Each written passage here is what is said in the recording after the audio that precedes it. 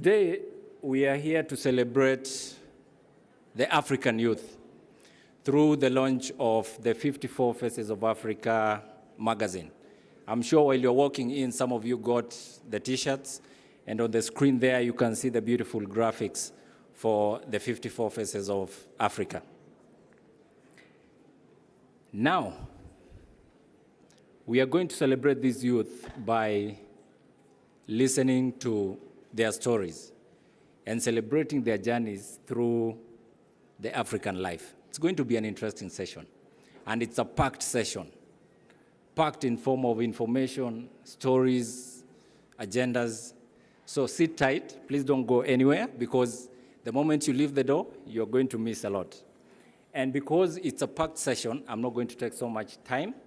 Let me take the honor to introduce to you Lucy Ndungu, the regional manager for UN Volunteers East and Southern Africa. Lucy Ndungu is going to give her opening remarks and also guide us through this session. Please, a warm welcome to Lucy.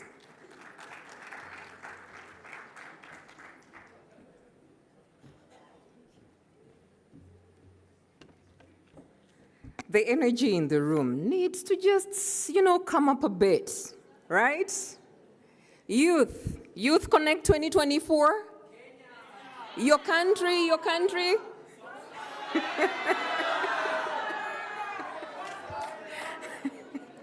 All right, very, very good to see you. I'm very excited to see so many young faces in the room and looking forward to today's discussion. I want to start by just putting a challenge out there, just by stating, man, know thyself. Youth, know thyself. And then from there, I'm just going to take a segue to a Yoruba saying that says, how far a stream flows, it never forgets its origins. And the discussion that we have here today is about your identity, African youth identity, and you will hear from different stories from the youth that we have across 6 countries that we have brought here, and you will see how they weave their identity to the development priorities that they are working in. Let me start by saying that today, we are very honored to have different delegations from different governments. We have youth representing us from different countries in Africa. I would be remiss not to recognize the presence of Honorable Minister Mrs. Hazar Alamin from the government of the Republic of Sudan.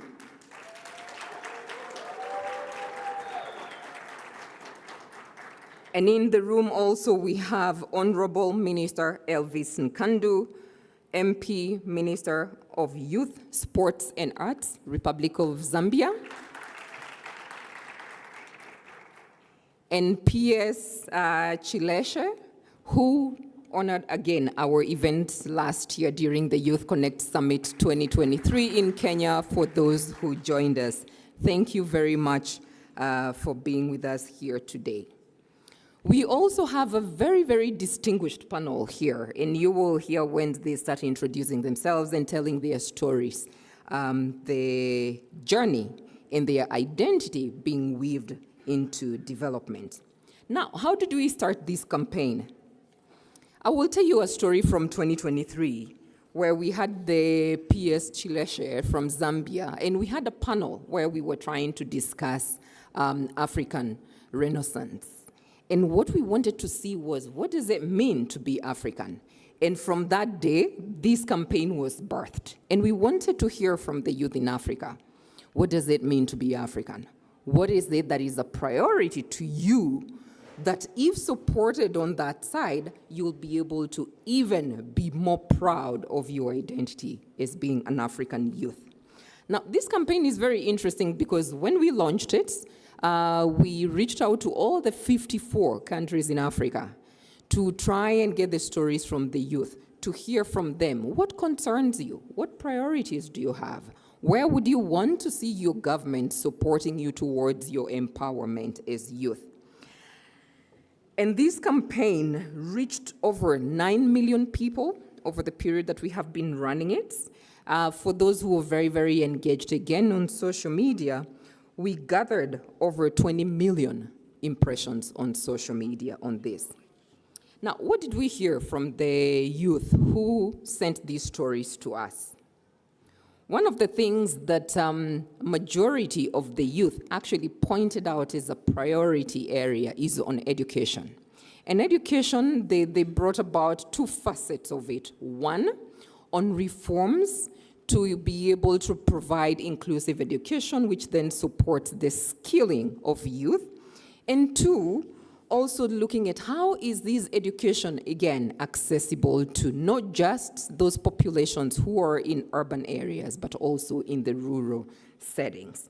So education rated first when we were trying to analyze the priorities of the African youth. The second priority that, again, the youth viewed as important to them was inclusive economies. And here the youth said that they would like support from their government and also from private sector and foundations for small businesses, and also to have equitable access to resources. The third item that, again, the youth said is important to them is actually on sports and culture, which is very important because then it brings that, school of thought, again, regarding how is identity and culture an important vector for development. And this was one of the most important things that the youth, again, raised as a priority for them. They talked about cultural heritage, and they talked about support to create industries and heritage preservation. Again, another area that the youth put as a priority is on sustainable agriculture. Now, all these areas that I'm listing here, you will hear from the different youth who will form part of our panel, how they are working in these areas and what they see as priority actions that they could be supported on. On overall sentiment, African youth are determined to shape a prosperous continent, and they are calling for stronger educational entrepreneurial support to be able to fulfill their ambitions. Again, on sentiment analysis, we see that education supports the creatives industry and culture have a strong positive sentiment. Again, one thing that came out is that the theme of African Dream reveals the notable concerns and challenges, and peace and security, food and agriculture also show the same rating on sentiments as the African Dream. So then what are we hoping to achieve today? Now, you will hear from 6 youth from countries ranging from Lesotho to Democratic Republic of Congo. You will hear the youth talking about different topics, from access to health to inclusive agriculture. You will hear about youth who've also seen the potential that the African free continental trade area posits for the future of development. Again, we'll also hear from the different leaders that we have in the room, speaking to the youth and speaking with the youth, not to the youth, speaking with the youth on how they can together curate the support that the youth would require in these areas. So I would call on you to listen with open hearts. Please be ready to connect with the youth who will be giving their stories. And I am sure amongst the stories that you will hear today, you will be able to identify, if not with one, with 2 or even more of the stories that you will hear from the youth. Thank you very much, and I look forward to a very engaging session.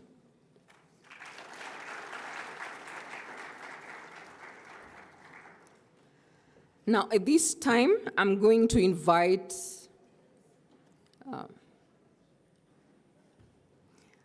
I'm trying to scan the room, and I'm not sure whether we have the Executive Director of Youth Connect who was joining us for this session. All right, in his absence, I will invite the Minister from the Republic of Sudan to just give us a few remarks to open this session, and then after that, the MC then will direct us to the next step. Welcome, Minister.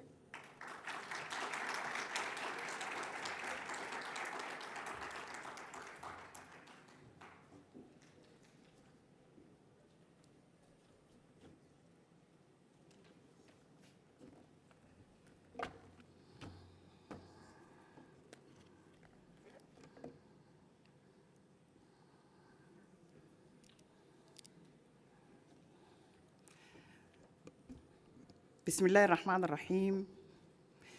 اسمحوا لي أن أتحدث باللغة العربية لأنها تعني الهوية وهي اللغة الرسمية لجمهورية السودان.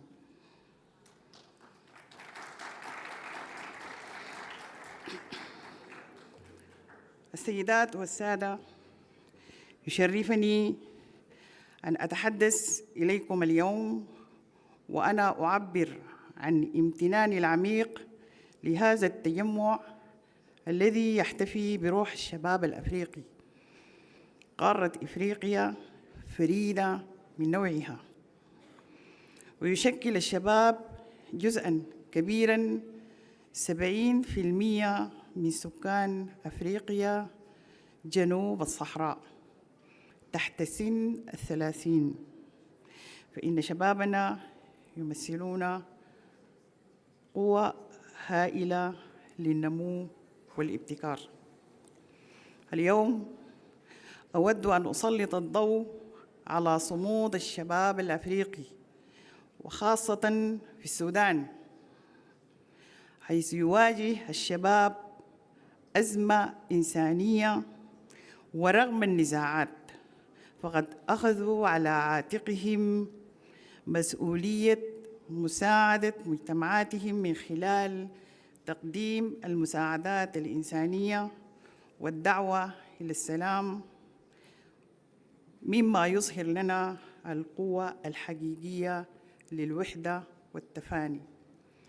وإيماناً من حكومة السودان بالدور المحوري للشباب، فهي تعمل على تمكينهم وفتح المجال أمامهم ليكونوا قادة في المجالات الاقتصادية والاجتماعية والثقافية والسياسية، وتوفير البيئة المناسبة لهم للإسهام في مرحلة إعادة الإعمار القادمة بإذن الله. إن الشباب هم عماد المستقبل، وهم القوة التي ستدفع بمجتمعنا نحو التقدم والاستقرار.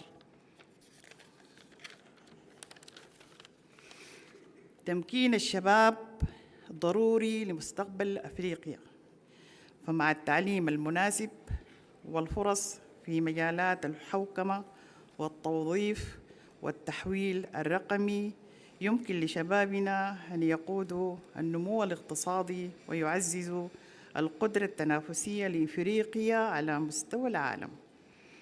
نعرب عن شكرنا العميق لدولة رواندا وللرئيس بول كاغامي على دعمهما وسياساتهما المرحبة بالشباب الأفريقي.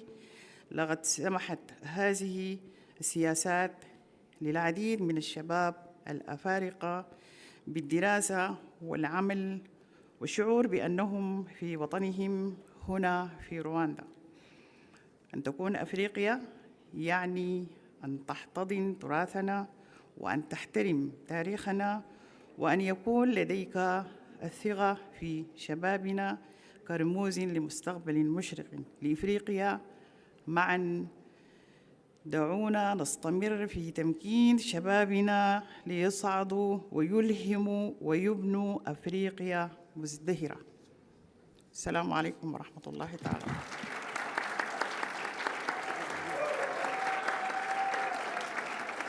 السودان جيش واحد شعب واحد،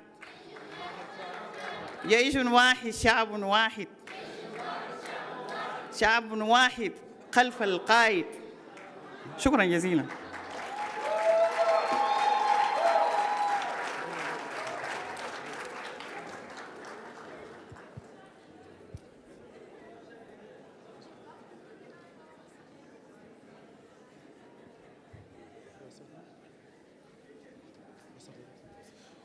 Ladies and gentlemen, I am honored to address you today and express my deep gratitude for this gathering that celebrates the spirits of the African youth.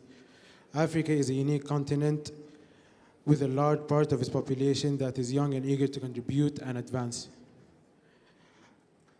With over 70% of the population that is young and eager to contribute and with over 70% of the sub-Saharan African population under the age of 30, our young people represent a powerful force for growth and innovation. Today, I would like to highlight the resilience of African youth, especially the youth that are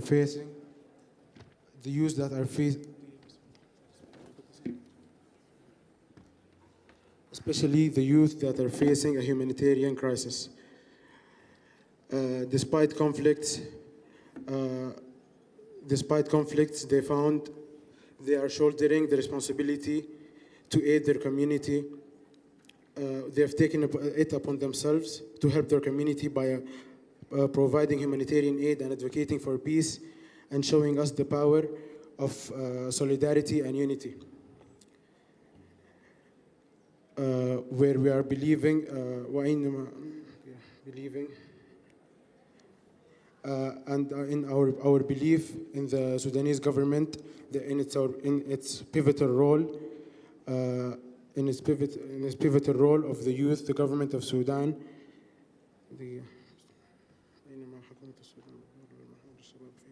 where it's working to empower them. Where it's working to empower them and open ways in front of them to be able to be leaders in economical, social, and political and agricultural fields, providing the appropriate environment to contribute in the upcoming reconstructive phase. The youth are a pillar of the future. They are the power that will push our society to stability and towards progress. Empowerment is necessary to empowerment of the youth is necessary to Africa's future. With the right education and chances in governmental roles, jobs, and it will allow our youth to be able to drive the economical growth and help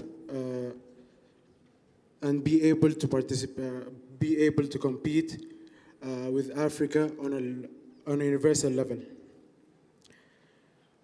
We would like to express our deep gratitude to Rwanda and President Paul Kagame for supportive policies and welcoming African youth. These policies allowed many African youth to study and work and feel at home here in Rwanda.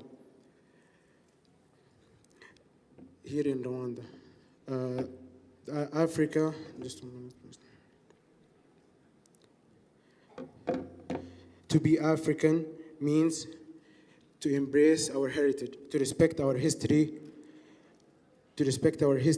and to have faith in our youth as a symbol of a bright future for Africans.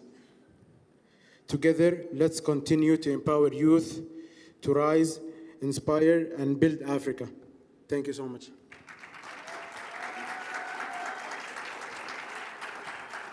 Thank you.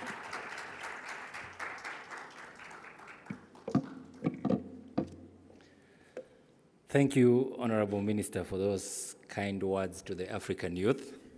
And thank you, Lucy, for the insightful message in your opening remarks and for setting the tone for what promises to be a very engaging session moving forward. Now, to just make sure that everyone is on board, I hope we have all registered our attendance. If you have not done so, there are screens at the back. Just scan the QR code so that your attendance is registered.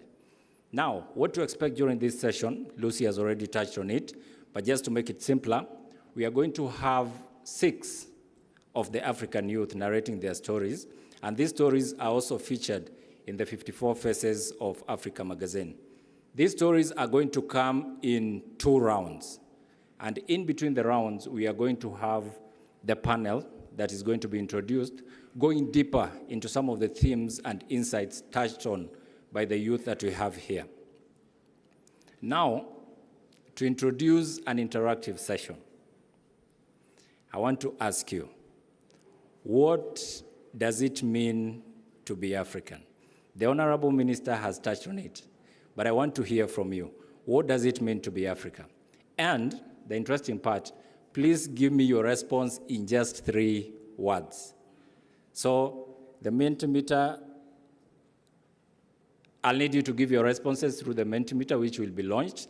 And then at the end of the session, we are going to share the responses.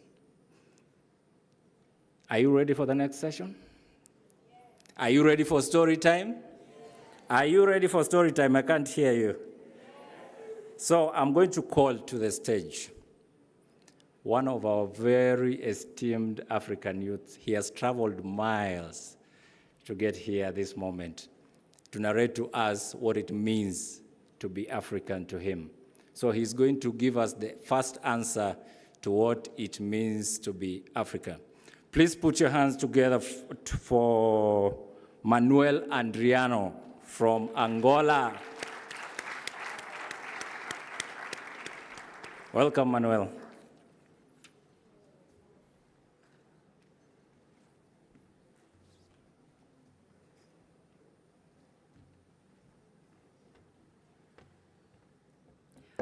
Good afternoon, ladies and gentlemen, Your Excellencies, distinguished guests, all protocols observed.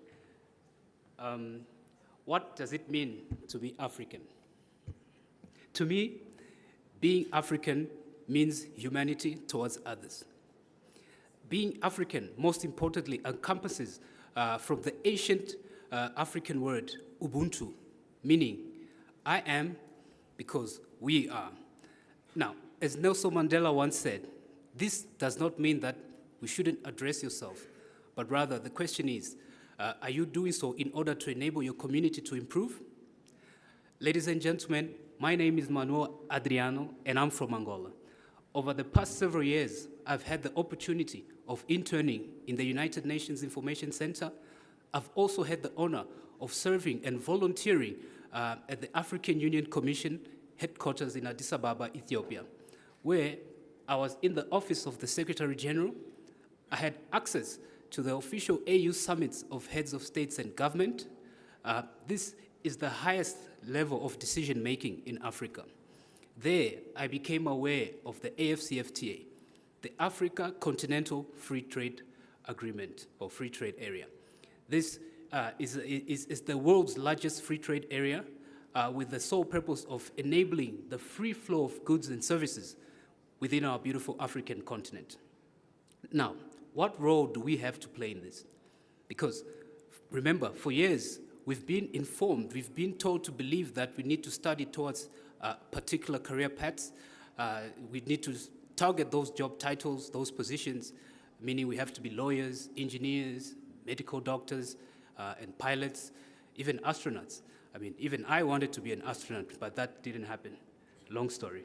So in a world demanding change makers and problem solvers, the next generation of Africans will need to shift from answering the questions, what do you want to be when you grow up, to answering, what problems do you want to solve? Let me just repeat that one. The next generation of Africans will need to shift from answering the questions, what do you want to be when you grow up, to answering the new question, what problems do you want to solve in your community? By saying that, the future of Africa will require a shift in our mindset, a shift in our education system. I'm talking about looking at education from a holistic way, looking at education beyond the classrooms. I'm talking about from the youngest generation that we have, being able to target and identify problems in their respective communities and being able to address and target those issues. I'm talking about the young entrepreneurs and the SMEs being given a platform by the African Union, by the AFCFTA, to be able to perform and act at the continental level, hence contributing to our economy in the continent, subsequently towards the global economy. We know government cannot solve all our societal problems, so we need to work together. By enabling innovative solutions and policies that allow young entrepreneurs and SMEs to perform and contribute to our economies, ladies and gentlemen, it is possible for us to eradicate poverty. My time is running out on stage. but I want to leave this very simple and basic question to each and every one of you here. What problems do you want to solve? Thank you.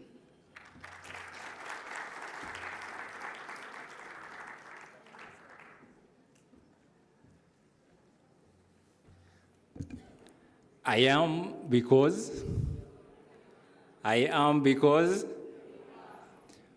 I'm sure majority of us here today are able to sit in this room because the community where you come from pooled resources to take you to school, to take you to the hospital, to buy food.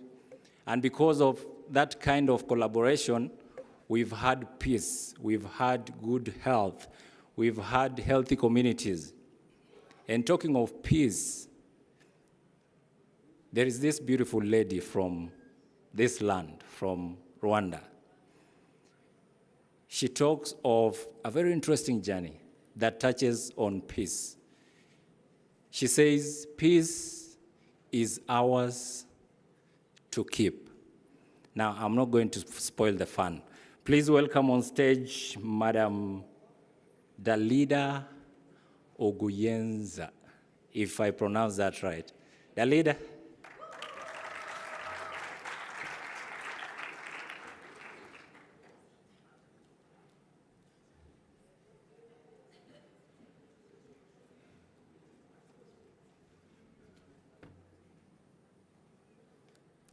Dear ladies and gentlemen, good afternoon.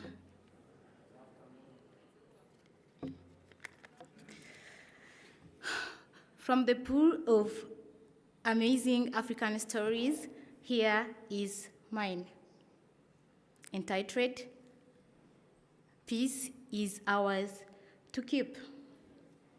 My name is Darida Ogueneza, and I am Rwandan.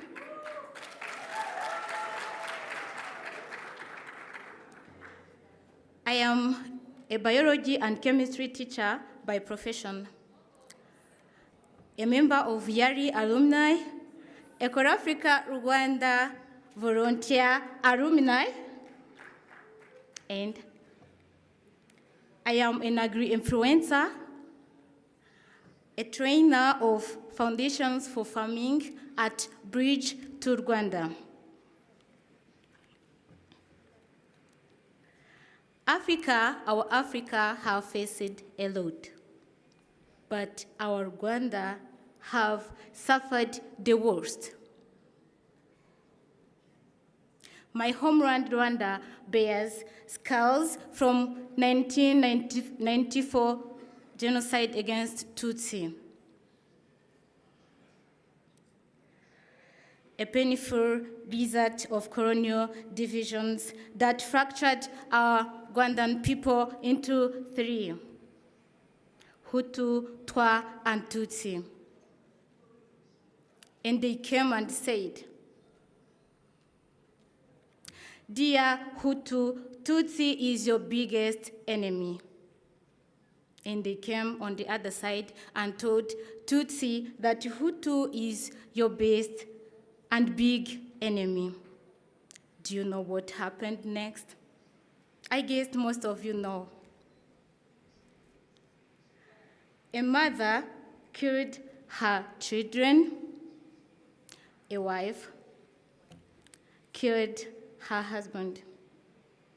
A sad story, but it's ours to tell.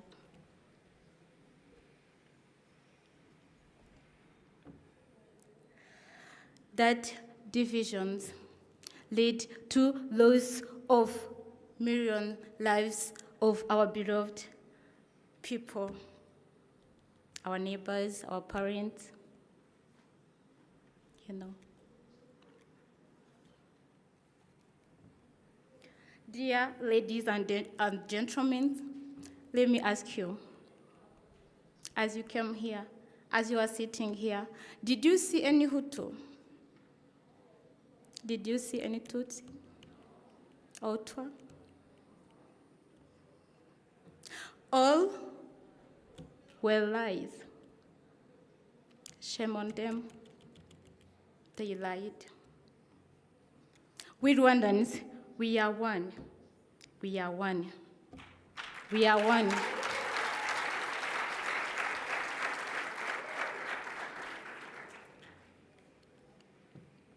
Blessed be our leaders, our heroes, who emerged in the right time and rescued Rwanda from the darkest, from the worst. Blessed be them. They came and they started the journey of reconciliation. That's where our unity was regained. Some of the approaches, they promoted national unity and the word Ndi Umunyarwanda, which means I am a Rwandan, came that time. I am a Rwandan.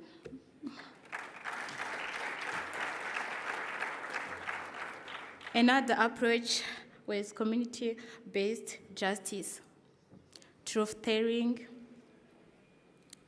healing of the victims, trauma. And of course, youth were engaged. Now Rwanda, I can proudly say that. Back in days, 30 years ago, it was an insult to say that you are Rwandan, but look now. We are very proudly saying that we are Rwandans. Rwandans, we are good. Yeah, we are Rwandans. We are one. Now Rwanda stands as one of Africa's most secure and resilient nations. Rwanda's journey is a testament to unity and peace. What's our role as youth? Ask yourself what's our role as youth to our country's development? Today, Rwanda is working toward empowering youth. One of the approach is through education. In Rwanda, education is free from nursery until high school. And for the top scorers, they are gaining scholarships. It is in that case, I gained mine now. I've graduated from University of Rwanda, class 2023. That's when I started my journey of giving back to community. From that time, I was honored and happier to join Core Africa Rwanda as a volunteer, where with Core Africa Rwanda, I volunteered and served in rural area of Rulindo district, where I engaged more than 250 people who are both youth and elders through project implementation, facilitations, there as a catalyst of change in general. So, as youth, it is our responsibility to give back to our community and continue playing our part in building our nation. From ashes, Rwanda have risen the power of unity and reconciliation. As we witness the worst, we know the value of peace. Peace is ours to keep. I will end by saying that where there is a will, there is a way. Murakoze cyane.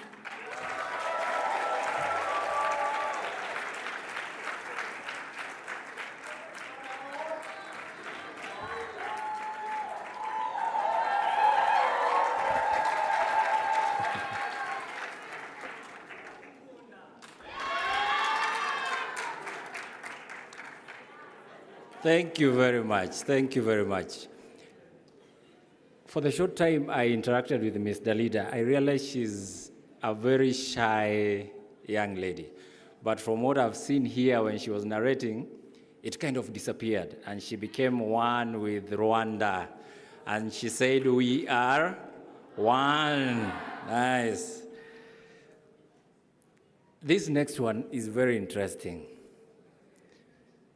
because it comes from Congo, and I'm going to tell you why it is interesting after he has narrated his story. I was talking to him yesterday, and he told me something very interesting. He has just graduated with a bachelor's degree, meaning he has elevated his status from one step to another. But this next step that he's gotten into comes with a lot of expectation. So today, his story is about transforming agriculture for a sustainable future. Most of Africa depends on this. Let us welcome on stage Charles Baraka from DRC.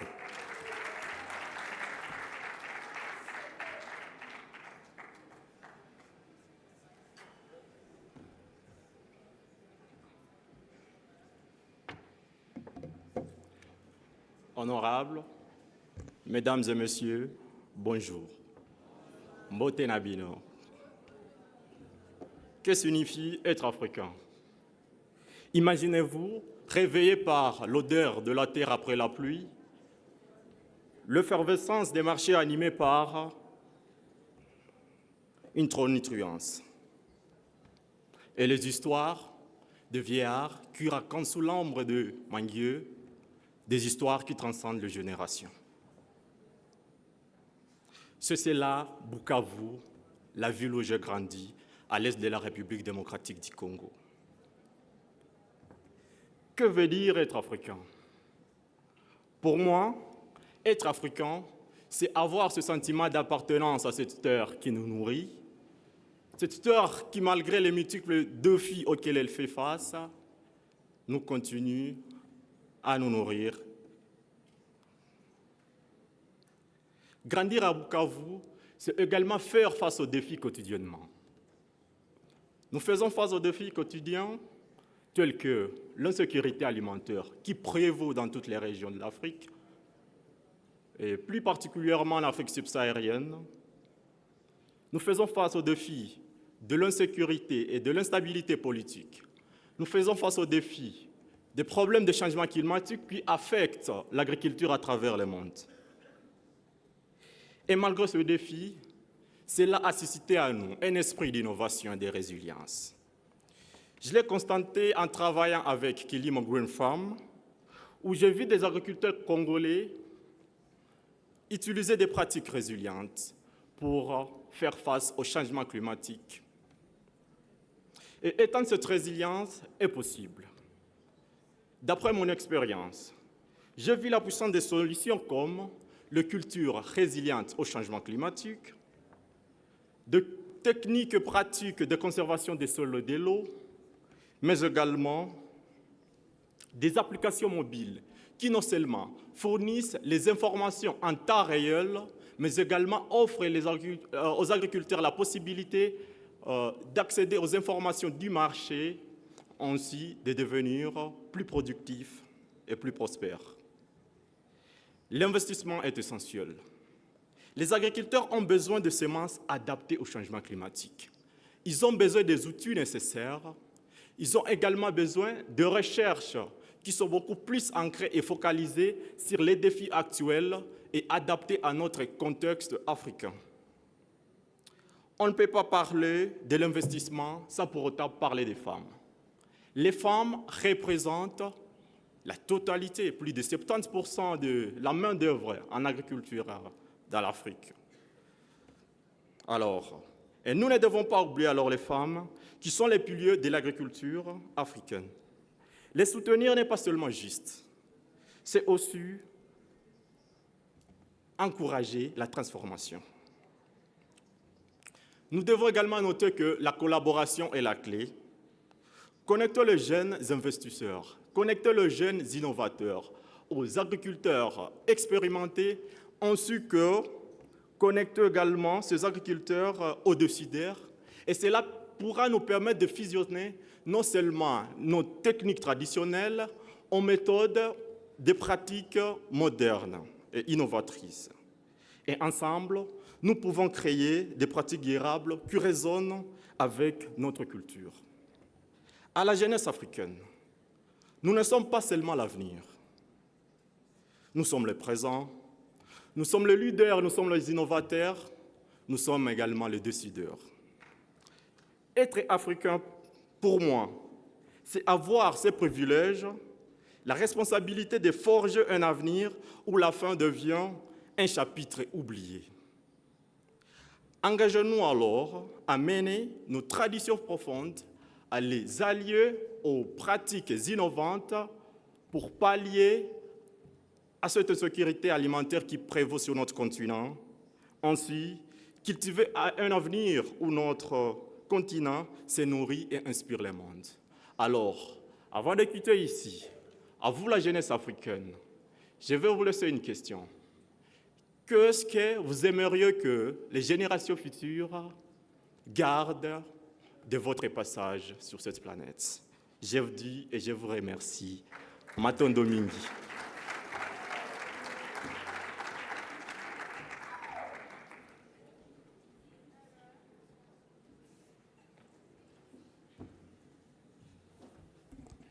Bonjour.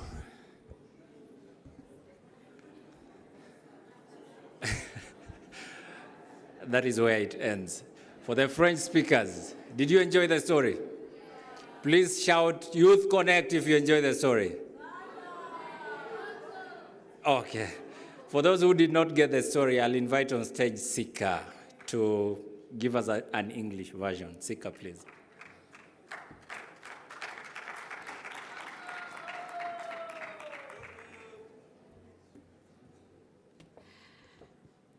Let me just say Togo. I'm the only one here. Togo! Muraho, I hope I say. Good afternoon to you all. So my name is Sika. I'm part of the UNV team hosting you today. I will quickly brush through what Charles has said just now in English. I think this session is what is showing the 54 faces of Africa. We've heard Arabic, we've heard French, now we are hearing English. So this is all about us, Africa, 54 faces. Charles is from Bukavu, and growing up there, he's seen the challenges of the agriculture, farmers, trying to connect what's going on with their traditional practices with the modern practices. His key message is about that. How can we become resilient and food secure using, trying to bridge the methodologies that we have from our traditional methodologies and the futuristic one? Can we use other methods? Can we learn from each other? Can we learn from the world and adapt and create our own solutions? I hope I've captured it, but when you look at our magazine, when you get the link to the interactive magazine online, please look for Charles' story on page 16. Thank you very much.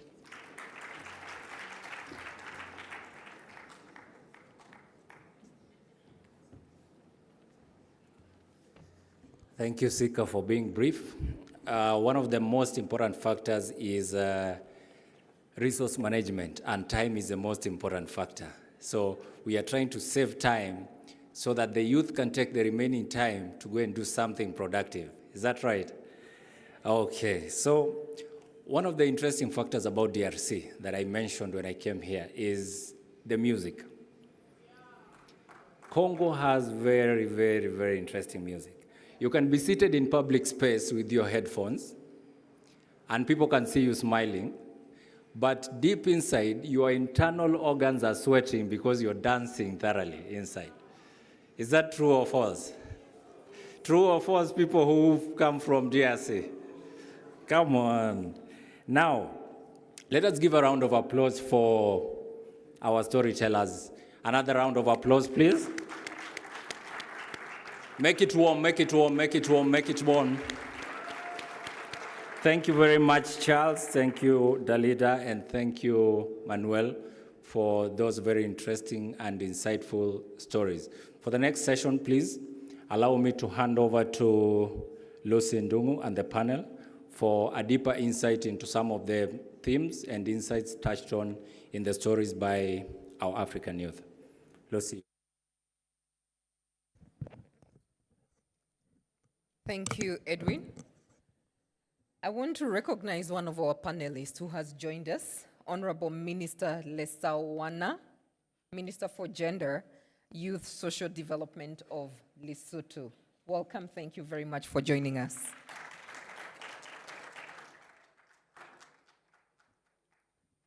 I also would be remiss if I don't recognize the different government delegations who are represented here today. I'm told that we have Uganda, we have Republic of Congo, we have South Sudan, Cameroon.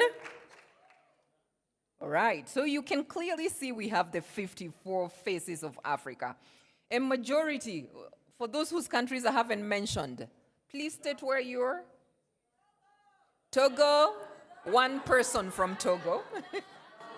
Sudan, Republic of Sudan. Zambia well represented. Which other one am I missing? Kenya, well represented. Thank you very much. Now, to just take us into the panel. To take us into the panel today, you've heard the stories of the youth who are sitting here with us. Again, let me just note that out of all the stories that we have received, we're going to have a website where every story will be covered, all right? Now, out of all those stories, again, we had finalists of 54 stories, and that is what is in the book that we're going to launch today. However, everybody's story is going to be told through that website. And once we have launched it, we will share again to you the links. Now, from what the youth were saying today, I'm hearing so many things. One, I am because you are.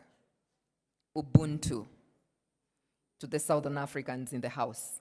And to some of the Eastern Africans is what they call Ubuntu Bulamu. And again, to some of the East Africans is what they call Utu or Ujamaa. So different kinds of names, but for the same value, Ubuntu. And then secondly, what I have heard from the youth is that peace is ours to keep. The third thing that we've heard is about agriculture and bringing in the modernism into agriculture. That is what we hear from Charles today.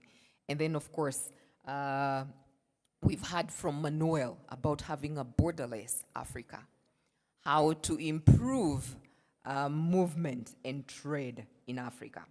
So I would want to pose one question to my panelists today, that cutting across all those themes, some of which are falling within the theme of Africa Connect 2024, what would you want to see change? In the area where you have presented youth, what would you want to see change? What would you want to see becoming different in support of a better Africa? Shall I start with you, Manuel?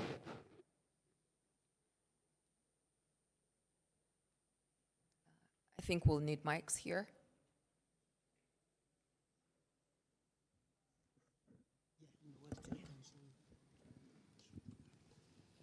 Thank you, Lucy, for that. So firstly, I would like to start off by saying it is important to highlight that the African young entrepreneurs and SMEs do need access to diversified sources of funding. And when I say that, I'm talking about having multiple streams and platforms that allow them to access that. And my second point would actually be having a simplified business process. That is, the process of registering a company or a business should be simplified for the youth in order for us to have platforms to promote our initiatives and projects. And my third point will actually be inclusivity and diversity. What do I mean by that? Not only be included as youth, but as actual partners, because we do have categories in Africa where youth is actually a category. So we also want to remove that that classification and just having us as youth being partners. That way we can be able to contribute to the continental economy. Thank you. Thank you. Dalida. Yes. Where would you want to see improvements in? Peace is ours to keep.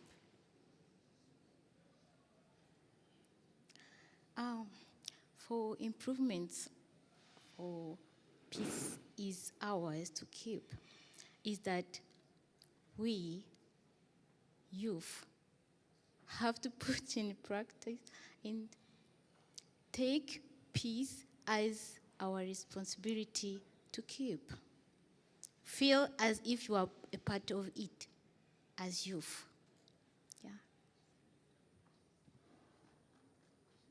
Thank you, Dalida. So youth, you've been left with a challenge by Dalida. Charles.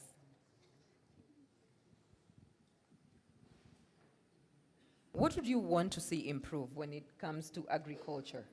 What would you want to improve? You talked about agriculture, innovation, how we can embrace it. What would you want to see being better? How would you want to see the youth in Africa being more involved in agriculture?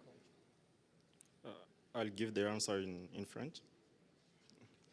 J'aimerais dire à la jeunesse africaine qu'elle peut être au cœur de l'innovation. Malgré les challenges auxquels nous sommes en train de faire face, les multiples défis de changement climatique, ces challenges offrent également les opportunités d'innover et de faire encore plus. Avec ces opportunités, on peut encore créer plus d'opportunités à la communauté et être plus productif et avoir un impact sur le plan global et durable. Thank you very much, Charles. Now, I also want to post this to the room so that we can have a conversation. And I think I will start with the, I think I just means the minister from the Republic of Zambia.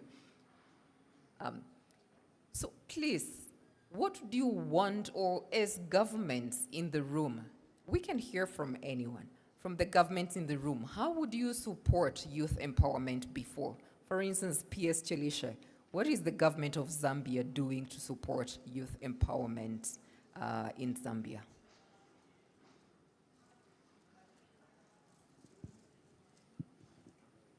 MC, Mike.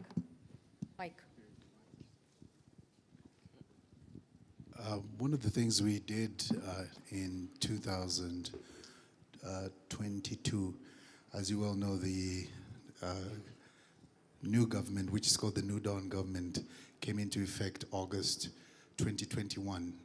And in 2022, we had a National Youth Indaba, where the Republican president and government interfaced with young people who were the ones that voted in this new government. So this was and is a government of the young people. First-time voters, predominantly, I would say 70% young people ushered in this new change. The essence was not to have a pyramid approach by dictating what should be given or done for them, but the Indaba, which was a 3-day meeting with the head of state, government, and line ministries, was to hear from the young people exactly how they wanted to be governed, what were the issues, what did they need addressed. From there, the president made a pronouncement that national consultations should be had nationwide, where in every constituency, every district, we could hear the opinions of young people. With the help of our partners, UNDP, the national consultation was done. A national youth development strategy was devised, which is spearheaded by the president, vice president, government ministers, and then technocrats and permanent secretaries and civil society, private sector, youth organizations to look at the youth issues and begin to address those issues. That is the overall strategy. So everything that's being done, in essence, is a response to some of the things that the young people have raised. Thank you to our UN family. We also launched the State of the Youth Report, which is a report basically that highlights the challenges that the young people are having and what interventions government must put in place to address those challenges. My minister is here. I'll also give him an opportunity to talk about what government is doing, sir, in terms of youth interventions. Maybe the minister can talk about some of the programs that we have in the ministry, how we're using our youth resource centers, IVAC program, and our multi-sectoral youth empowerment programs. Sir. Thank you very much, and my apologies for leaving the room. Good afternoon, everyone. I can't see that energy in the young people. You need to be very energetic, because young people are known to be very energetic, very innovative. That's why we would like also to utilize your energy and your ideas so that we can develop our respective countries. Having said that, I'm very excited, first and foremost, for us to hear from the stories before I come to the issue, the stories that have been taught, taking into account the fact that instability anywhere is instability everywhere. And young people should take this challenge, that wherever there is instability, don't think and feel that you are safe. Because there are also now trade barriers, people cannot gather, you cannot express yourselves because of that instability. So again, my colleague who is Minister of Sudan, I want also to echo her statement that indeed we need to pursue peace. We need also to understand that we can only have one government at a time, one army at a time. So we echo what you've said, and that is very, very important. Now, coming to the programs in our country, and it's because of peace that we are able to share some of these experiences.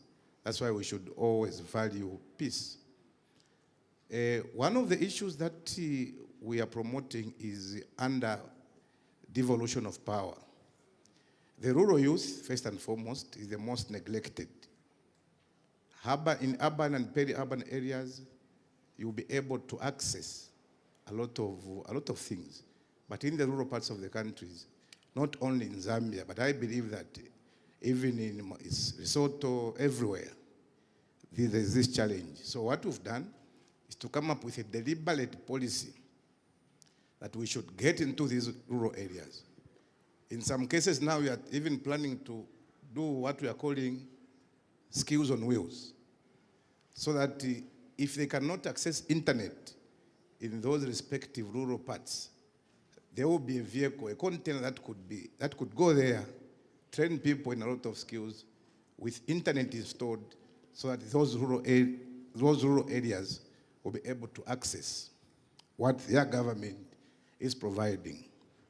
Apart from that, we have also, as I said, devolved functions both in sport and other sectors, where we've released resources to every constituency, so that 10% of those resources are accessed by the young people. I heard someone talking about lack of capital, and that has been a challenge. How do we interrogate that, and how do we solve that? Is by making available resources in those rural areas so that they will be able to access. So in every constituency, there is what we call Constituency Development Fund. This is a fund that has been earmarked for every young person, the elderly, women, to access it through loans and also through grants, so that you will be able to actualize your dreams. Apart from that, the ministry also has also some empowerment programs, like the graduate empowerment programs, where those that are graduating, because in the last session I was chairing, I said that giving skills to these young people is one thing, but also the exit plan may also be another. So how do we now leverage on these youth resource centers to provide skills? How do we also help them so that these young people will be able to access them? The exit plan is that, for instance, if someone has graduated in a certain skill, give that particular individual tools, equipment that is relevant to the course that you've done, so that instead of queuing for those that are looking for jobs, you go and establish yourself. And by doing that, you'll be able to help government reduce on the unemployment levels, because you can't do it alone. If you are empowered, you can also be able to look at someone who can help you. So that is also happening under the Graduate Empowerment Program. But we also have other programs like the National Youth Scheme, where we give grants. We have also other programs like Youth in Transport, where we give out motorbikes, we give out buses to these young people so that they will be able to fend for themselves. We are trying to create employment using such strategies. Under the National Youth Development Strategy, I think someone mentioned that from the president is involved, because this is a percentage which is very big in every, and I believe that Africa as a whole, as a youth population, so the issues that we are facing as Zambia, I believe that they are also being faced by other countries. But you may also understand that we may have unique issues in our respective countries. This is where we do now deliberate policies that can help. I want also to say that thank you for these partners like the UNDP, who have also come on board to help out. After all, they have a duty. They have come into these countries to help out. So let's knock on their doors, see how best we can try to work with them in joint programs like what we are doing in AVAG program, where we are giving internship volunteer, a graduate. This is a program that is there to just empower these young people practically when it comes to experience. I know young people talk about stipend. Yes, it may be there, but I think your objective shouldn't be a stipend. Is to acquire that practical experience so that you can now talk to these captains of industries, captains of private sector companies, so that you'll be able to find jobs. I think that is important. These are some of the issues that we are trying to look at as a country. Thank you very much. Thank you very much, Minister. And we are hearing quite a number of themes coming up, even the support that the government is extending towards youth empowerment in different countries, whether it's in Zambia, whether it's also from the youth that we've heard from here is part of the panelists. And I want to just very quickly turn to one of the themes and something that the minister has said, that instability anywhere is instability everywhere. And you need peace as a prerequisite for development. And here I want to ask the minister from Sudan, Honorable Alamin, what are the initiatives that the youth in Sudan are involved in to try and build peace after the unfortunate events that we have seen take place in Sudan over the last year?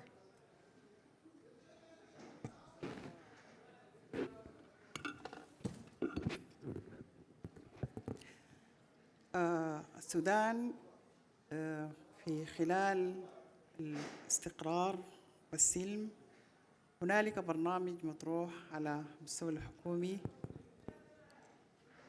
هنالك برنامج مطروح على المستوى الحكومي في كيفية إنفاذ السلام والاستقرار والبناء بعد توقف الحرب بإذن الله. هنالك العديد من البرامج المطروحة على مستوى الشبابي في المبادرات التي ترد، وملخص ومحتوى هذه المبادرات في كيفية العمل الطوعي داخل السودان. والجدير بالذكر أن السودان به 18 ولاية. في هذه الحرب هنالك بعض الولايات فيها سلام نسبي مثل ولاية الخرطوم، شمال كردفان ومدينة ودمدني. هنالك ولايات فيها استقرار شامل مثل ولاية نهر النيل، ولاية الشمالية، ولاية كسلة، ولاية القضارف، ولاية برسودان. فجزء كبير جدا من ولايات السودان هي في طريقة إلى الاستقرار. البرامج التي فيها المنظمات والمبادرات الشبابية هي في كيفية إعادة الإعمار في هذه المناطق التي كان الحرب وبالا عليها، وبنفتكر إنه الحكومة مهتمة بهذا الصيد، وهي تتبنى كل هذه المبادرات. في الشباب، بسواعد الشباب يتم البناء. حقيقة هنالك على مستوى المنظمات الإقليمية والمنظمات الدولية هنالك شراكات معقودة ما بين حكومة السودان وبين هذه المنظمات، وتعمل في إطار التوجه العام للدولة. نفتكر إنه قوافل السلام ستعم كل هذه الولايات، ويبدأ الإعمار، والإعمار يبدأ بالشباب أنفسهم. هذا لا يعني أننا لا نمد أيدينا إلى الجهات الأخرى، بل أيادينا ممتدة إلى جول الدوار والدول الصديقة وكل المنظمات العاملة في هذا المجال.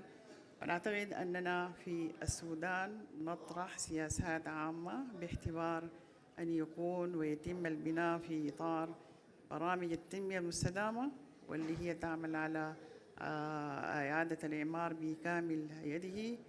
الحكومة في السودان تعمل على تمكين الشباب من الزاوية الاقتصادية، الناحية السياسية والاجتماعية والثقافية، ونعتقد أن هذا هو حق مشروع للشباب. وبإذن الله يعني يتم إدراج كل هذه البرامج وتكون مطروحة في إطار البرنامج العام في الحكومة، وهو عودة السلام والإعمار والبناء بعد توقف الحرب.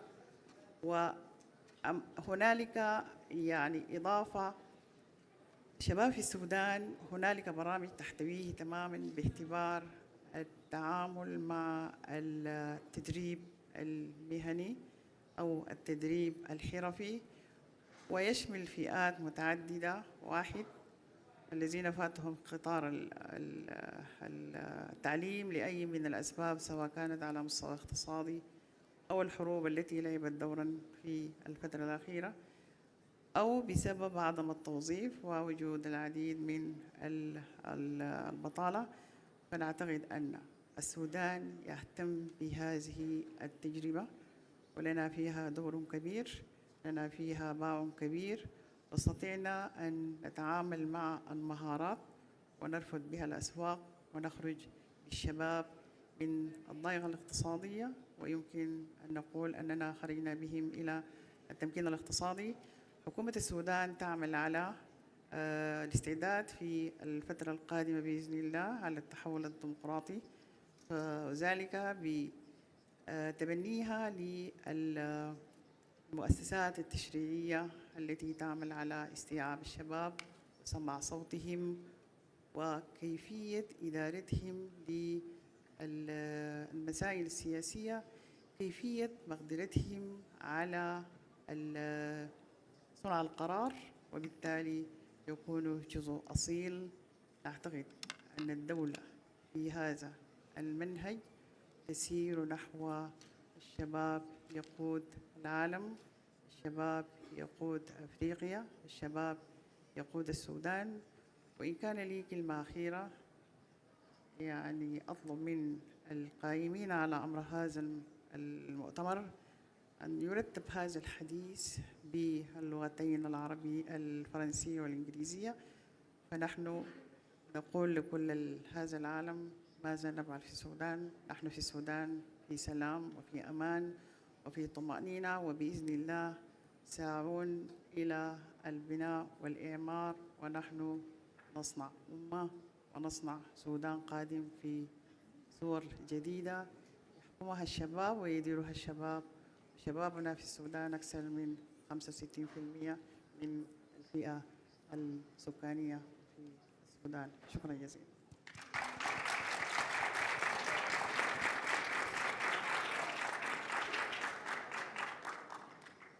It seems we lost our interpreter. Hi. Maybe very briefly, 30 seconds, the theme 30 of, second? yes, just the theme of what the minister has said. Just take one statement out of the minister's statement. Bismillah. Bismillah. She said Sudan during the peace era had a lot of programs for youth empowerment, but now due to the conflict that is happening in our country, a lot of our state is suffering from the conflict. But in the safe state, we have a lot of youth people, a lot of young people who are working in voluntary work, NGOs, to help people in the conflict areas. And the government is so interested in the peaceful side to enhance the economic empowerment through youth empowerment. Oh my God. Thank you. Wait. Thank you. I'm just gonna say the plot as she said.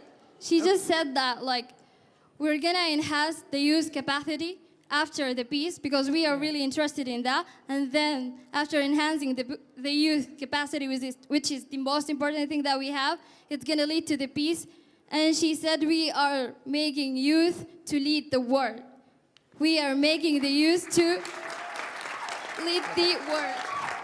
Thank you very much. I think we keep seeing the importance of having peace in order whether to support youth empowerment, how also youth can play the role of peace builders. And as we invite the rest of the panelists just to give us their stories very, very briefly, each for 3 minutes, I want to invite one participant who's joined us to come and join the panel, Ms. Gonaya Sithora from the Africa Free Trade Area Secretariat.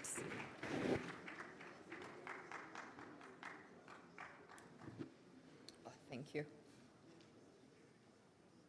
Next, we will hear from 2 other youth who have very, very incredible stories. And one of them is talking about the path to success, and the other will be talking about, making a clarion call to the African girl to rise up. Lipuo.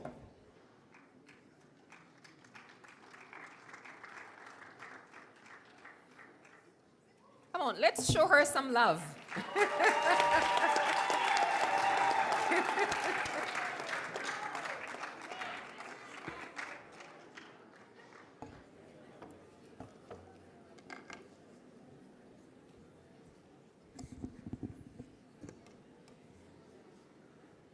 Imagine this, a young rural girl standing in the middle of a dusty road with thick bushes. After walking 10 kilometers to reach a nearest health facility, she's feeling a sense of isolated confusion about her body changes, about her health, about her future, with no one to talk to, no guidance. That was me. Dumelang bomme le bontate.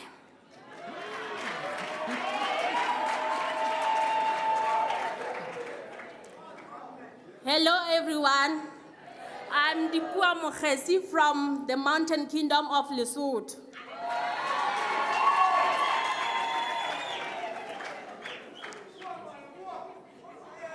I remember feeling uncomfortable, weird, and didn't know that it was my first menstruation. I was confused and felt like a secret to keep away from my mother. Information about sexual reproductive health was limited. I didn't know about menstruation hygiene, safe sex, HIV prevention, STIs, and mental health. Too many of my friends My family members became mothers at early ages, simply because they didn't have access to sexual reproductive health information. I urge all health stakeholders to look at us, the girls in rural areas. We need friendly, conducive, and flexible health services. We need policies that prioritize us, girls in rural areas, that prioritize our health, our rights, our future. To those in power, what kind of Africa do you want for the next generation? One of silence and shame, or one where an African girl is empowered to thrive and to lead? We must do better, and we can do better. Ke a leboha. Thank you.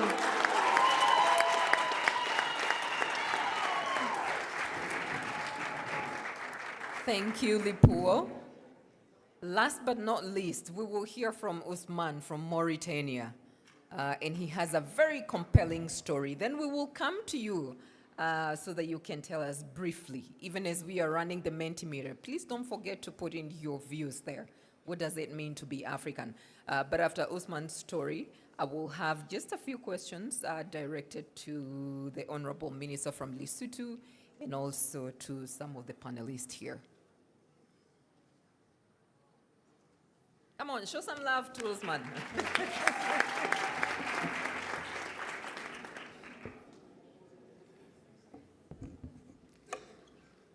Le président Nelson Mandela disait que l'éducation est l'arme la plus puissante pour changer le monde. Notre pays, la Mauritanie, est sur le point de prendre une décision d'arabiser le système éducatif. Malheureusement, ces décisions du moins risquent d'exclure des milliers de jeunes mauritaniens. Parce que la Mauritanie est un pays bilinguistique. Assalamu alaikum wa rahmatullah wa ta'ala wa barakatuh. On calmina mon jurama, Khanawari et Nangadef. Être africain pour moi, c'est être témoin de cette capacité collective à inventer des solutions, à tracer notre propre chemin vers le succès malgré les difficultés. Je suis africain et je suis fier de l'être. Si vous êtes fier d'être africain, s'il vous plaît, levez votre main en haut. Aujourd'hui, mon histoire porte sur l'éducation. Pourquoi l'éducation? Parce que l'éducation est toujours un sujet d'actualité. En tant qu'enseignant francisant, cette thématique me va droit au cœur. Grandir en Afrique a profondément façonné ma vision du monde. J'ai rencontré un accès limité à une éducation de qualité, aux soins de santé et aux opportunités d'emploi. Pourtant, malgré ces défis, il existe un esprit indéniable d'innovation, d'entrepreneuriat en Afrique. Nous trouvons constamment des moyens inventifs de surmonter les obstacles et de tracer notre propre chemin vers le succès. En tant qu'enseignant en Mauritanie, je crois fermement que pour résoudre les défis de l'Afrique et permettre aux jeunes de réaliser leurs rêves, nous devons repenser fondamentalement notre système éducatif. L'inclusion est essentielle. Nous devons nous assurer que chaque enfant, quelle que soit son origine, son sexe ou son statut socio-économique, aient accès à une éducation de qualité. Nous devons nous concentrer sur le maintien des jeunes filles à l'école. Trop souvent, les filles quittent l'école à cause des barrières comme le mariage précoce, les responsabilités familiales et les normes sociales restrictives. Nous devons mettre en œuvre des programmes et des politiques qui encouragent l'éducation des filles et démantèlent ces obstacles. Les enseignants sont les piliers de notre système éducatif et ils ont besoin de compétences et de ressources nécessaires pour inspirer et guider les élèves vers la réussite. Nous devons assurer une formation adéquate des enseignants et des salaires qui reflètent l'importance de leur travail dans la société. Avant de finir mon discours, j'ai une question à vous poser. Comment pouvons-nous, en tant que société africaine, jeune, résiliente, multiculturelle, multilinguistique, créer un environnement où chaque jeune africain, quel que soit son genre ou son origine, a les moyens de rêver, d'apprendre et de réussir pleinement. Et je vous remercie.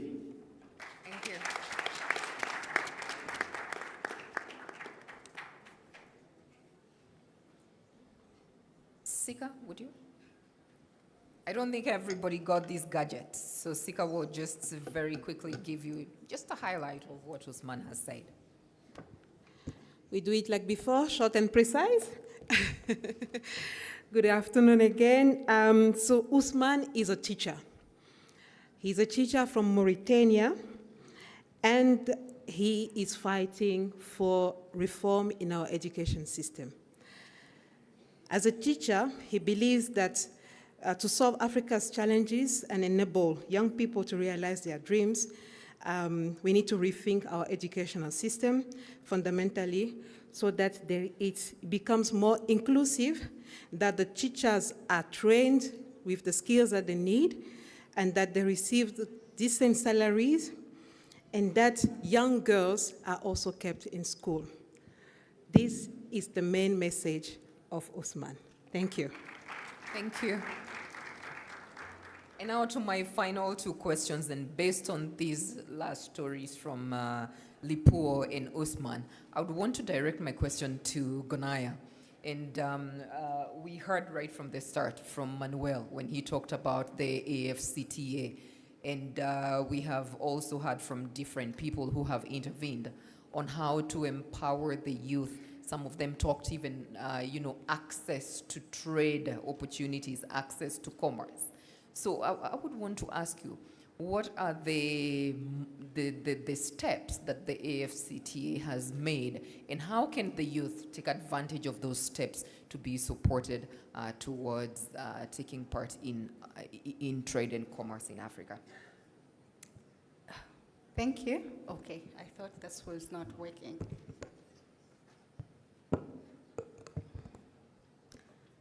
Thank you so much, MC. But firstly, before I get into the subject of the AFCFTA, let me greet the young people the young way. Viva, young people of Africa, viva. Viva, viva the power within the young people of Africa, viva. I truly appreciate when young people take a step to be part of such forums, because even some of us, before we were in corporate, this is where we started. So I want to let you know that you are in the right direction, because you are in the right rooms with the right topics that you need to be aware of as current affairs that could actually guide your conversations as you look out for jobs out there. But I also want to take this opportunity to appreciate the government of Lesotho, through you, Honorable Minister. I think they have really done a good job by coming with such a delegation of young people.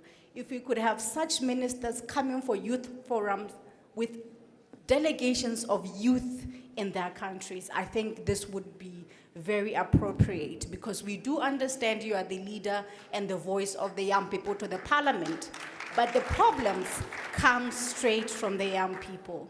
So we would like to also extend to other ministers who have brought the young delegation and say, let us adopt to this as the ministers of our governments. The conversation has been around, let me appreciate also the young people who have given us very interesting stories that were around their ambition as young people and what they have done to give back to their community. And if you look at the topic of Youth Connect Africa, which focuses on job creation, I am confident that Africa is moving in the right way. We do not have young people coming to the podium anymore blaming the government, but we have young people coming to the podium telling us what they are doing for their communities. Let's kindly give them a round of applause.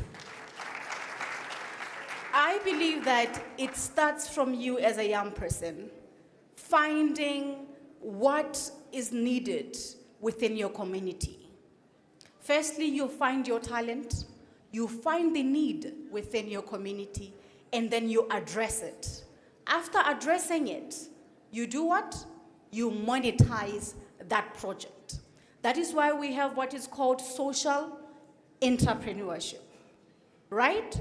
Now, taking the aspect of social entrepreneurship to the AFCFTA, because the AFCFTA too is a framework that is trying to lay out policies for young people so that they can easily integrate into the market, not only within your countries, but also other African countries. So for those who don't know the AFCFTA stands for the African Continental Free Trade Area.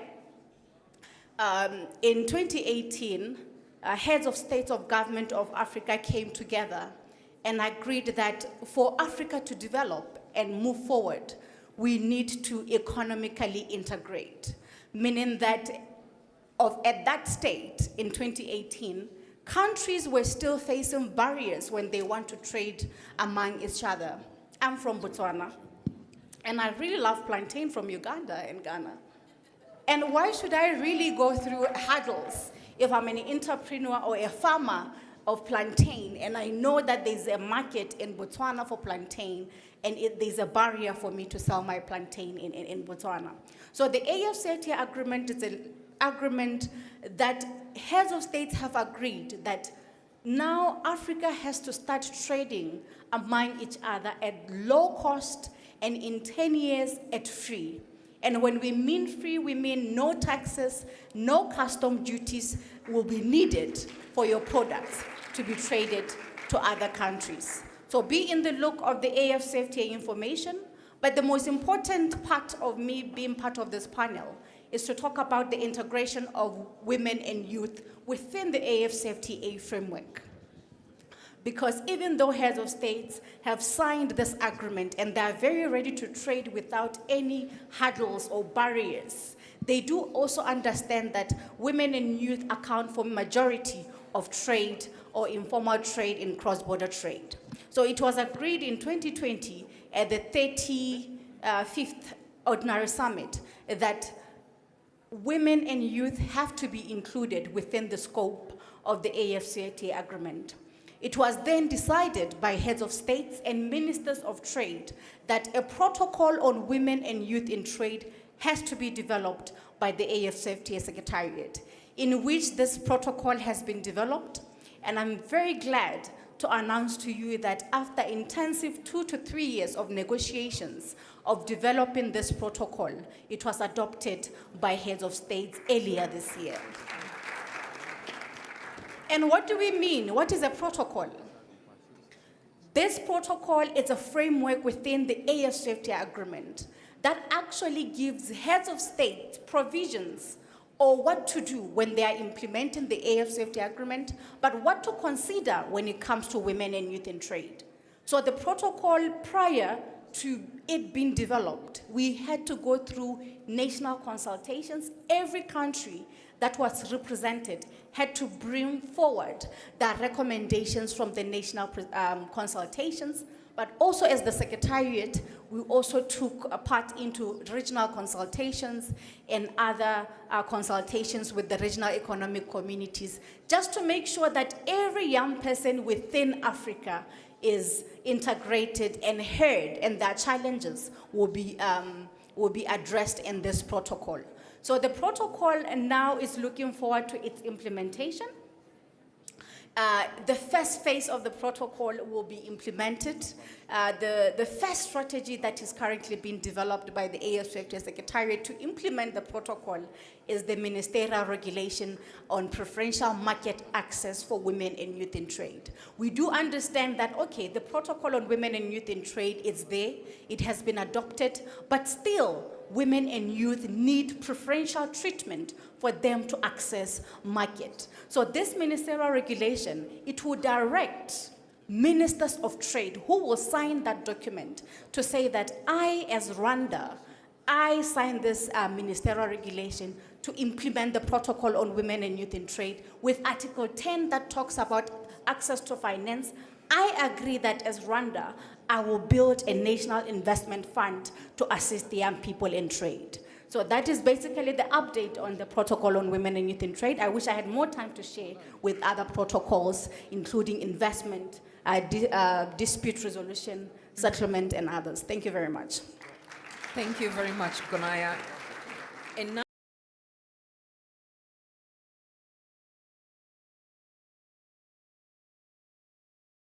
Lipo has told us about the shame and weird, kind of feelings that she had in trying to get access to some of the education and feminine products. How would you say that the government of Lesotho has improved the access to health and also, making these access friendly or even easier for young girls to come and access these facilities in Lesotho? Thank you very much. First, let me apologize for arriving late and pay my respects to all ministers around and the panelists there, the organizers, and also, most importantly, the youth. Questions on health, how do we improve our health system? And in Lesotho, we have, the first thing is we do it through education. As Dipuo has said, people like her in the rural areas have never had a chance to proper education to the extent she was there 10 kilometers away from a health center just because she's on her period. So we do that through education. Our children from as early as, I think, high school, secondary. Secondary, we studied from standard 8 onwards. They are already being taught about themselves and how they should behave on themselves. But on a policy level, especially when you go to the Ministry of Health, we're trying our level best first to have health as free as possible and as accessible as possible. We have built a lot of clinics. We were lucky to have got the compact of the Millennium Challenge, and most of the money was sent to the clinics. Our country, I don't know many of you if you know, it's heavily mountainous, so the access to such facilities, the roads are not there in the mountains, but we have tried our level best to put those clinics and whatever in the rural, the most rural areas. The way the health system is structured in Lesotho, we have the main hospitals in the cities, and then we have the clinics that are being fed through that they can bring the patients from, if necessary, from the rural areas to to the main city. So our health system, what was lacking before, and I want to go more towards the poor's presentation. What was lacking more was the recognition of a girl child.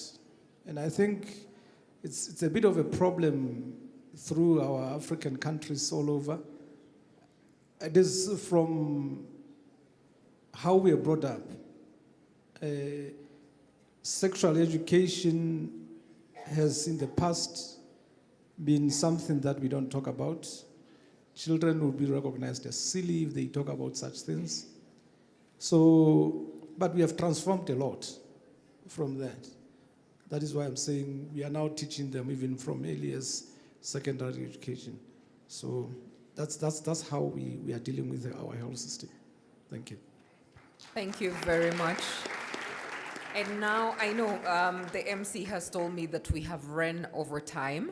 So what he will try to do briefly is engage the youth who are in the room. So I will hand over that to Edwin. Edwin, over to you. Thank you very much, Lucy. To the Honorable Minister, thank you very much for those words. And now, please launch the responses to the Mentimeter. And if I land on you in just 2 words, kindly. Yes.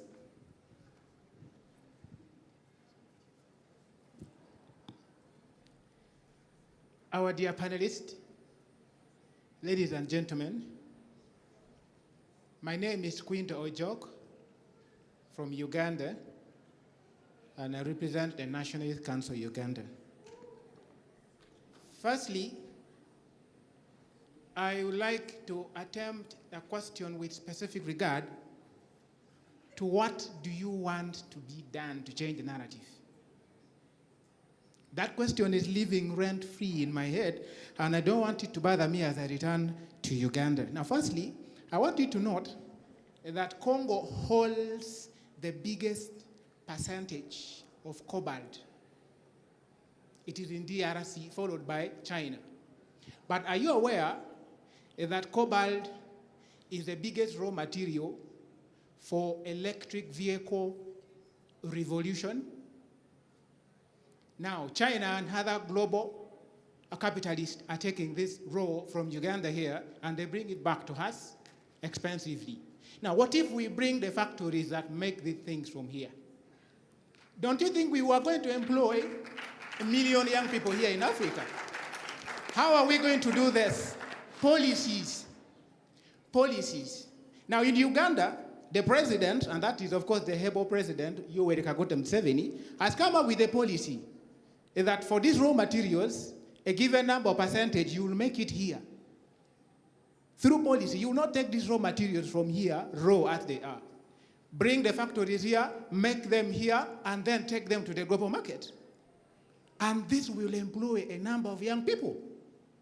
So I think we need to rethink how we are doing our things in Africa, and we believe that there is a lot of progress in doing our own things here as Africa, and if you want to mingle with us, play by our rules. Thank you. Strong voices from the youth. One lady, and then that will be it for this session.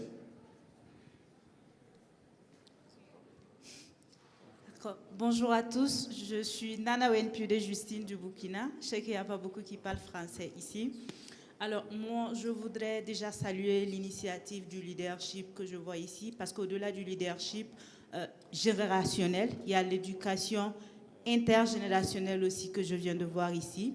Pour un peu revenir à la question, à savoir ce que les pays font, dans mon pays, au Burkina Faso, nous avons carrément notre président qui est jeune, qui aujourd'hui prend le destin des jeunes en main. Nous avons carrément une banque qui a été inaugurée pour accompagner les jeunes. Donc je voudrais vous inviter demain à la session du Burkina qui sera animée par notre ministre de la Jeunesse.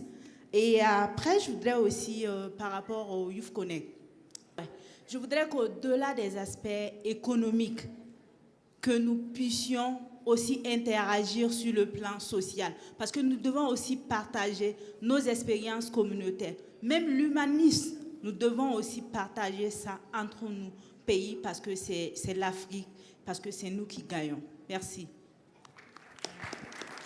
Back to you, Lucy. Just one very quick question, because I can see we have quite a number of hands up in the room. Is it possible to get just a few of the views of the youth in the Mentimeter that they contributed to? If it's possible, maybe just pick 3 main responses from there. If not, I will really seek your indulgence, just a little bit, MC, to take maybe just one question from this side and one question from this side. And then I will also ask the youth, please do bear with us because we are running over time. After those 2 questions, I will invite the minister from the from the Kingdom of Lesotho to do the closing for us, and then we shall launch the 54th.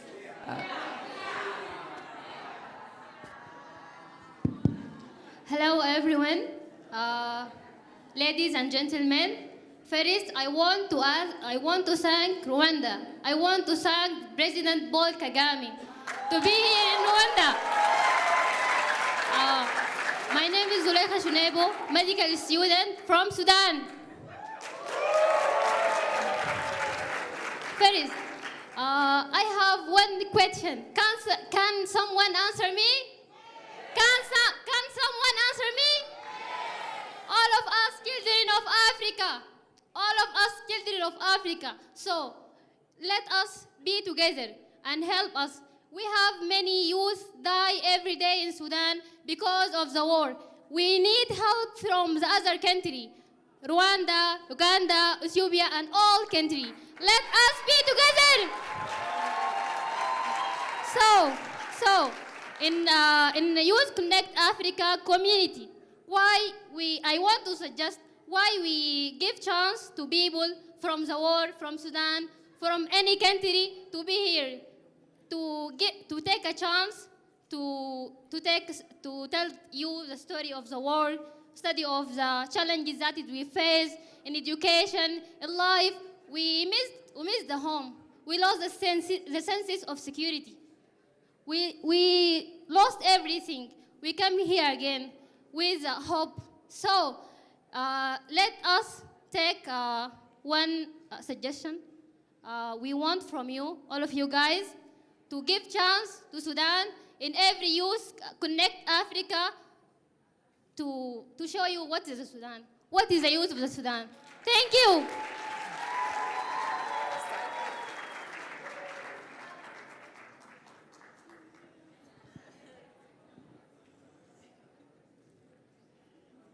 Praise the Lord. Viva Africa, viva. Viva Africa, viva. Thank you so much, the panelists, distinguished guests, and ladies and gentlemen. My name is Francis Okot. I am from Uganda.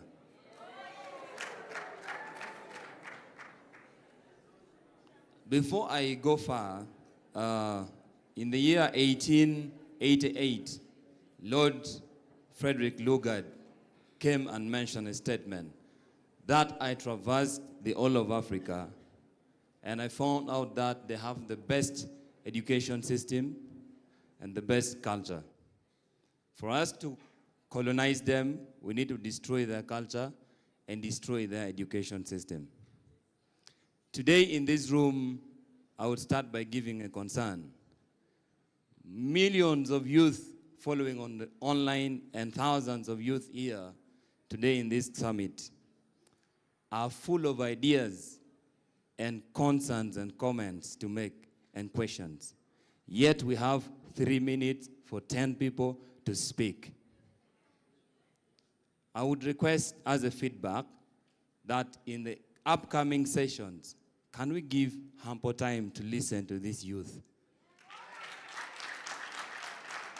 Because people have a number of issues that they can speak, and it will contribute to the success of this event. Now, coming from what has been shared and learned and discussed in the platforms, beautiful stories and great issues. But my challenge to me and to everyone is here that how can we bring the issues of African youth up front on the table? How can we accept our knowledge? How can we affirm Africa's knowledge? How can we celebrate the things that we own? Here we are talking about youth skills, we are talking about jobs for the youth, we are talking about moving Africa forward. But all these things, we cannot do it without the political goodwill of our different governments. We are past the era of seeing young people as threats, like one of the panelists mentioned.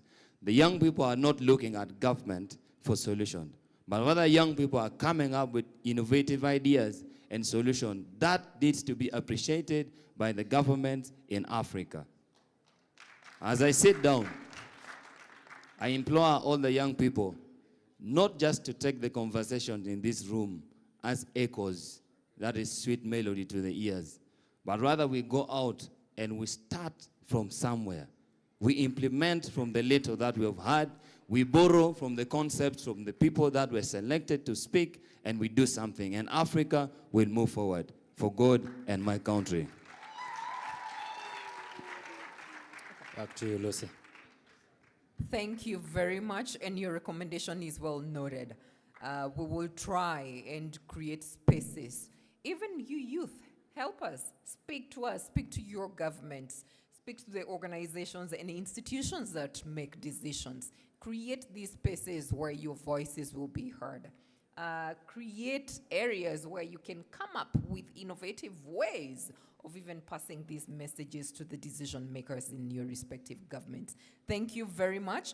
Before I invite the minister from the Kingdom of Lesotho to close for us, and then we launch the book, 54 Faces of Africa, the reason why we are today, I can see from the word cloud of what the youth in this room and everybody who has participated in the Mentimeter that Edwin had shared at the start of this session. And what is popping up from where I stand, I'm seeing, what does it mean to be African? I hope that we actually met your expectations, youth. If we did not, we hope to do it better the next time. And now I'm going to invite Honorable Minister from the Kingdom of Lesotho, Minister Lesawana, I hope I pronounced that right, to do the closing for us. But please just hold on after the closing remarks so that we can launch the book. Thank you very much, and welcome, Minister.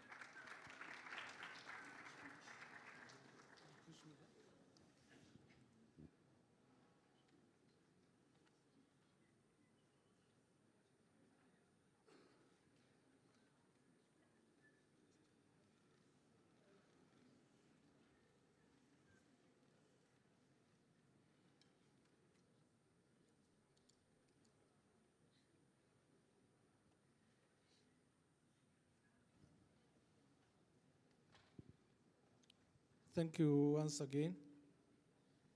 I have already paid my respects to everyone, but I'll do it again. I respect you all. Just about 2 or 3 speakers towards the end. Or let me first start by thanking His Excellency President Paul Kagame for this thought, for this Youth Connect.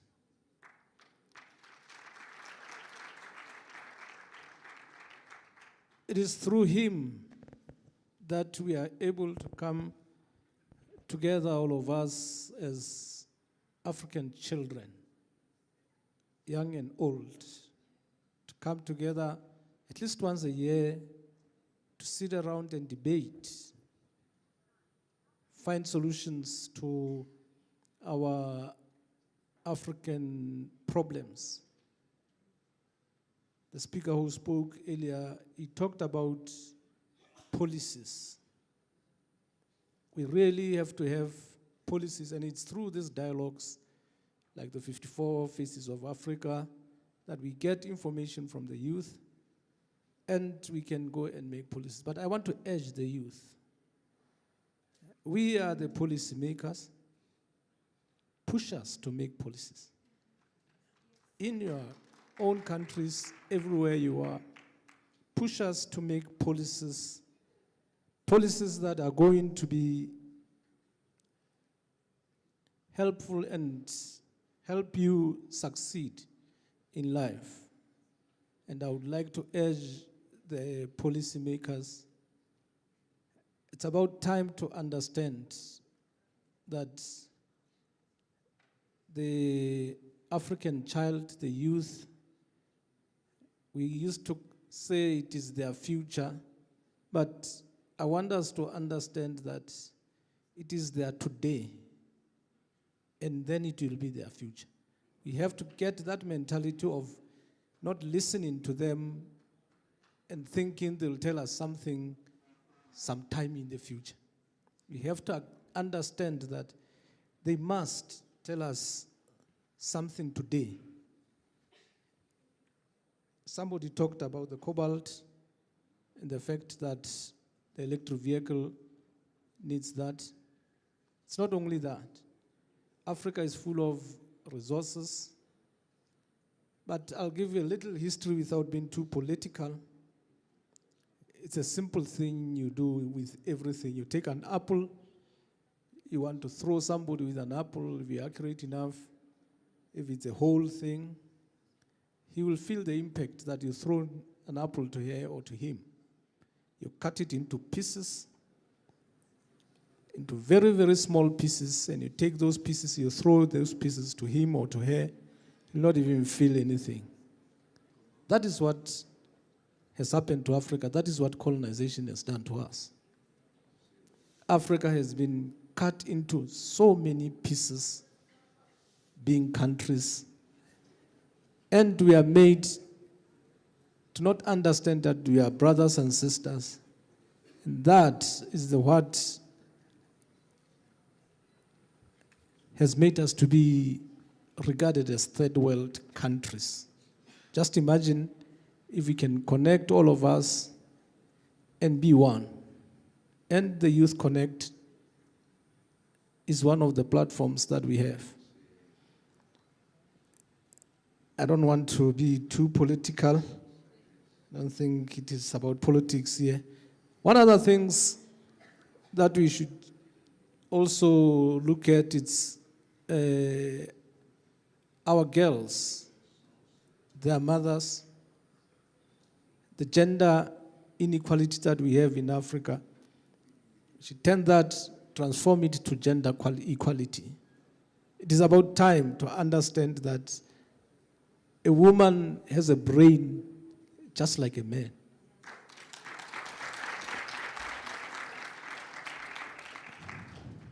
Sometimes they even become smarter than us.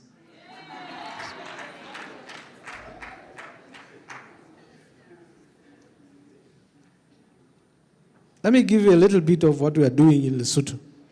The reason why you see this large contingent, even last year when in Kenya, we still had, it's because we took the Youth Connect, we are very serious. I think you have seen that for the 2 consecutive years, the Right Honorable the Prime Minister, Samuel Nsugan Matekane, is always here. Even in Kenya, he was there. And when we were in Kenya, we were not the members of Youth Connect, but we take a decision that we should not be just visitors, but now we are the members of the Youth Connect. So we took Youth Connect and we domesticated it into something we call Sababatso, loosely translated. I don't know, my English will fail me, let me leave it as Sababatso. Or somebody says it's precious or something like that. Now, but what we do is we have 10 districts in Lesotho. From day one, and we count day one from the day we close the Youth Connect. We go out to all the districts, we collect everything that our youth are doing from anything. Collect them, we try to help them to build their businesses, and then we have, when we are left with about a month or so with the Youth Connect, we have a competition where we select the youth that we are bringing here at Youth Connect. And that competition even has prizes so that everyone becomes serious about it. And that is why we bring so many of our youth to Youth Connect, because we have looked at this. We really don't think, and maybe it's because we are lucky, our country is small, as small as Rwanda, is a little bit bigger. We are landlocked by one country. So we saw that there's no way we can survive or succeed or become any country meaningful to anyone unless we collaborate with Africa, unless we come together with Africa. And I think I want to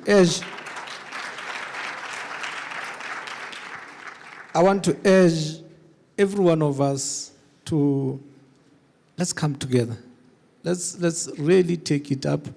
Let's see what and where we will be next year when we meet again. And let's take stock. Let's take stock. We are here. The youth have spoken. We are having these dialogues. When we come back for another Youth Connect, maybe in another country, let's see the road we have traversed and check whether we are making any progress or we are not. And lastly, I really want, it's one of the, in fact, it's the only session that I've seen so far filled with this too many youth. I want to thank you. You really show that you really want to take your Africa to be a better and different Africa. Khotso Pula Nal.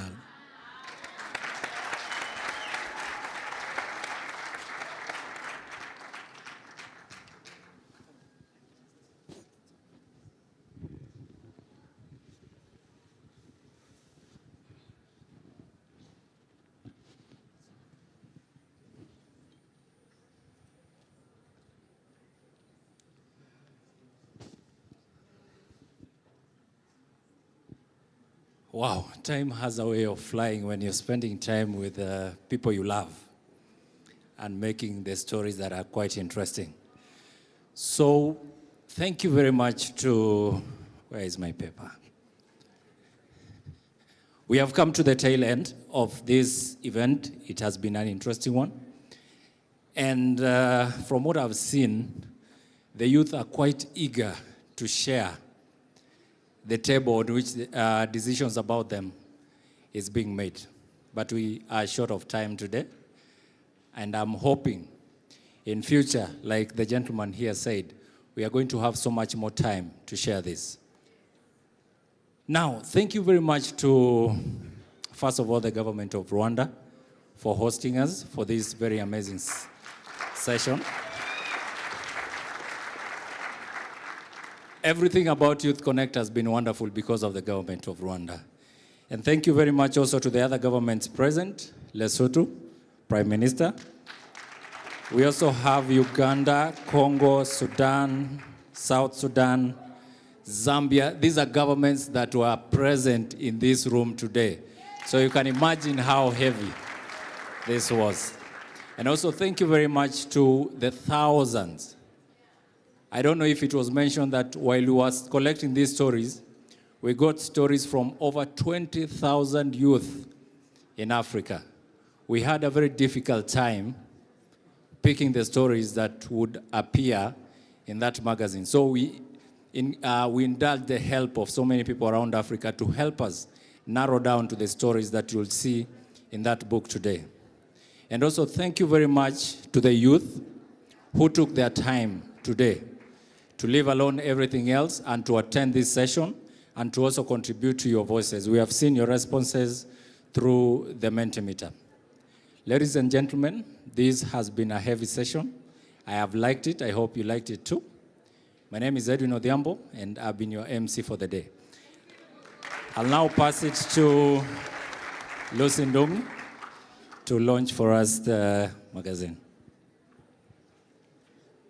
Just as I come to launch the book, one of the other things, maybe which I did not mention at the beginning when I was just giving a few remarks, was that part of what the youth have considered to be a priority is on digital innovation.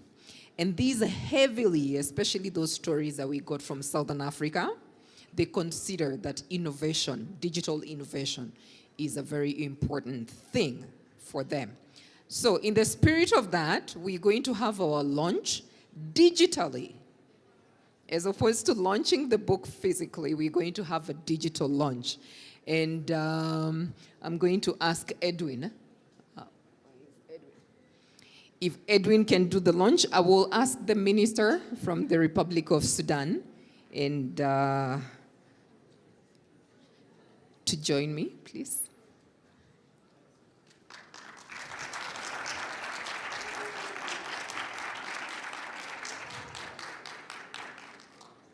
Okay, now youth, since these are your stories, very, very quickly, can I get 5 youth volunteers? Gender, gender, gender. I can see male. I want to see a balance. All right. Okay. I think there's a minister who talked about support to the girl child, but I think in the process of empowering the girl child, we forgot about the young men. On a light note. Anyway, so we're going to just look at the screen, and Edwin will do the launch. And I think I have a couple of physical books that I will hand over after the launch. Edwin, over to you. A very special moment indeed. I want you to just do one thing for me. Give me some sound effects with your feet or hands. The moment we've all been waiting for. In 3, 2, 1, and we launch the magazine for 54 Faces of Africa.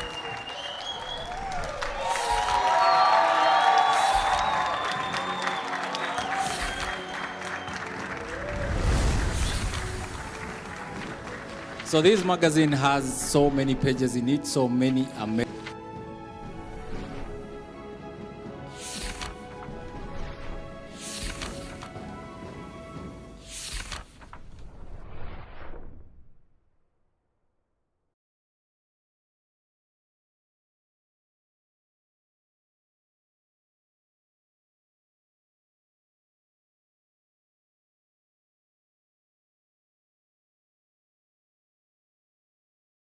Book, please take a copy as we leave the room. Also, there is a link where you can get the stories, and here we will have more than the 54 that were the finalists that made the book. Thank you very much for engaging through this campaign, and we hope that 2025 will have something even more exciting. Merci beaucoup. Obrigado. Asanteni sana.